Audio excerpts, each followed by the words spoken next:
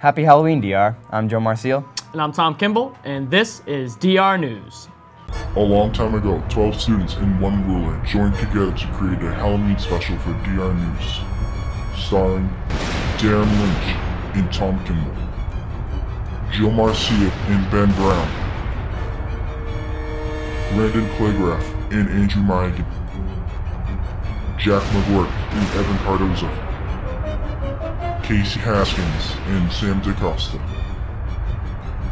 Trenton Saliba and Alex Souza, and Mr. Nardozzi. Now let's smarten up, DR, with the SAT word of the week. Hey there, DR. My name's Ben Brown, and I'm here to tell you about the word prosaic. Now, you may think this word reminds you of archaic or mosaic, but I can assure you it has nothing to do with being old or pattern-based. Prosaic means to be lacking in wit or imagination. Basically, it can mean average, possibly more boring than creative. Many people are prosaic, but that's not necessarily a bad thing. This is an example of somebody who is not prosaic. This person has put a lot of thought and imagination into his costume. This is an example of somebody who is prosaic, as their costume is rather generic and unimaginative. But like I said, that's not always a bad thing. Some people are more creative than others. Try coming up with an imaginative costume if you're going out October 31st. Happy Halloween, DR. I'm Ben Brown, back to the studio. What? The High Five Club, we have 4 of them this week. Oh, cool. Wow. Hey DR, Brandon here bringing you this week's and last week's High Five Club recipients. Ryan Android has enrolled in many AP and honors courses. He is a part of soccer, track, and is captain of boys tennis. He participates in Best Buddies Chess Club and the Portuguese Club. Ryan plans to attend a 4-year college to pursue a career in environmental science. Emily Cronin has successfully performed in multiple AP, honors, and college courses.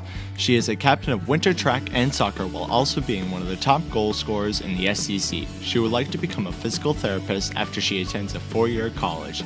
Jordan Williams has excelled in a mix of AP and honors courses. He has done well in a dual enrollment at BCC while also participating in math team and chess club. Jordan plans to attend a 4-year college to pursue a career in astrophysics.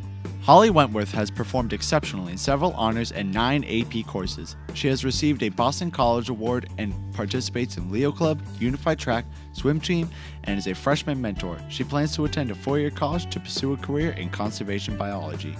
Congratulations to this week's and last week's High Five Club recipients. I'm Brandon, signing off.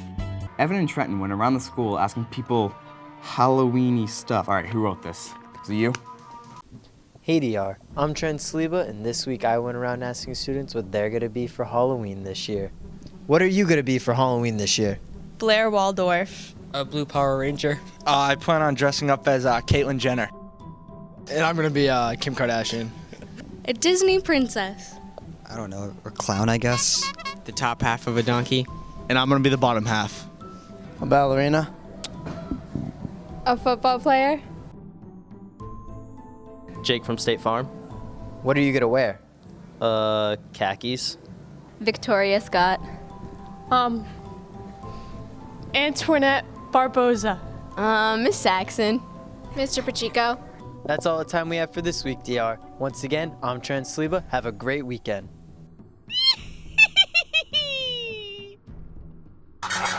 Welcome, one and all, to the Crossroads School Store.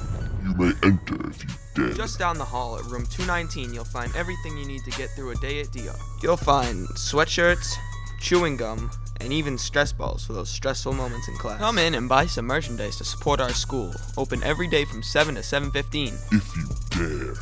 In the spirit of Halloween, Sam went over the top 3 horror movie cliches of all time. Hello? Is anybody there? Hello, DR. My name is Sam Decosta, and I wish everyone a happy Halloween. With the greatest holiday of all time right around the corner, you know what that means. Horror movies. Here's Johnny. We've all seen our fair share of horror movies and know all about the ridiculous cliches that come with them. So if you haven't guessed it yet, I'm here to talk about the 3 most idiotic horror movie cliches. Number 3. Who's there? Because the second I think there's a killer in my house, I'm gonna call out loudly, "Hey, Mr. Killer, where are you at?" And he's gonna respond with, "Hi, yes, hello, I'm in your kitchen making a sandwich. Would you like some?" Number 2.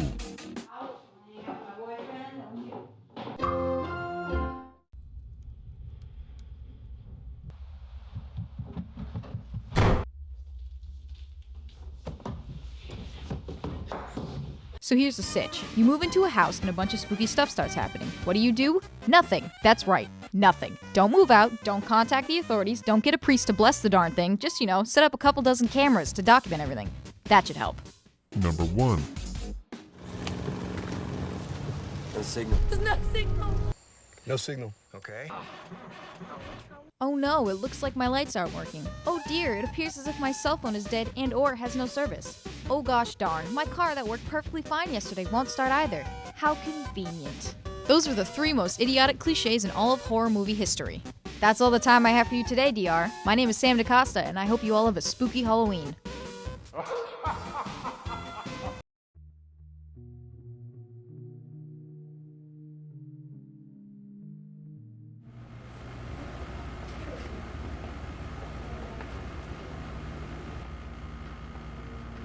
It's that late already?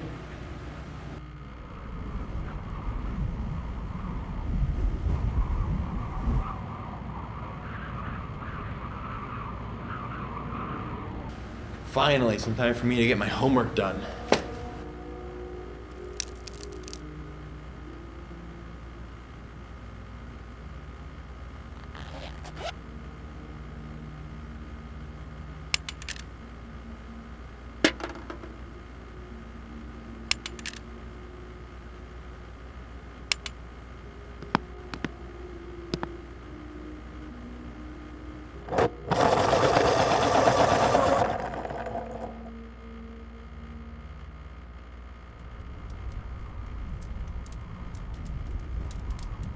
The Falcons finished the regular season 6-1. Here's my recap.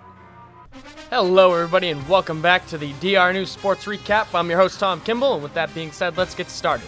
Here on the opening kickoff, Dennis Montero finds the hole in the OR special teams and exploits it for the first of many DR touchdowns in what was another convincing victory. Jake Solera then decided it was his turn, extending the lead with another Falcon TD. And to conclude here, Reed finds Solera and lets him go to work as he takes this one 60-plus yards for the catch-and-run touchdown. The final score was 42-16. Following Friday, the Falcons traveled to play the East Bridgewater Vikings. Here is Jared Vargas getting the first touchdown, and Ryan Graham wasn't that far behind as he puts EB up 14-0.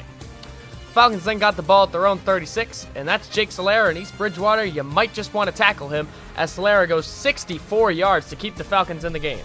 Although it didn't get any better for DR as once again the elusive Jared Vargas, who essentially just had a monster game, puts this one away.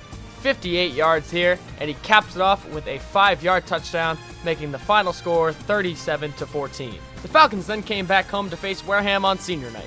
Bubba Carrera here with the catch. Only problem for Wareham is that he plays for DR, and that set up Reed to Solera, and 44 yards later, he's in the end zone. Cam Reed then pitched to Matt Goss, who goes 21 yards for a DR touchdown, making the final score 39-8 and a final regular season record of 6-1. I'm Tom Kimball. That's the sports recap. See you next time. Welcome to Unpleasant Acres.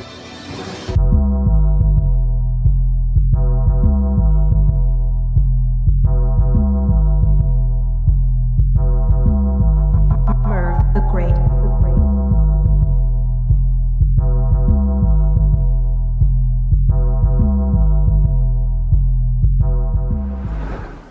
Is there something strange in your neighborhood? Well, here's Jack and Casey to wrap up the news with a special Halloween segment. On this episode of Ghostbusters, the team visits the famous Falcons studio. The team is being disturbed by what we believe to be a ghost. I feel very unwelcome. We're here in the Falcon studio with what we believe to be a friendly apparition. Wait, what was that? It sounded like footsteps going into the control room. There's definitely something in that control room. Wait, there it is again. Yo, why do you have to do that? I just got it. How do you feel about tonight's investigation? I feel pretty confident about the investigation tonight. Why don't we go back and take a look at the evidence we have?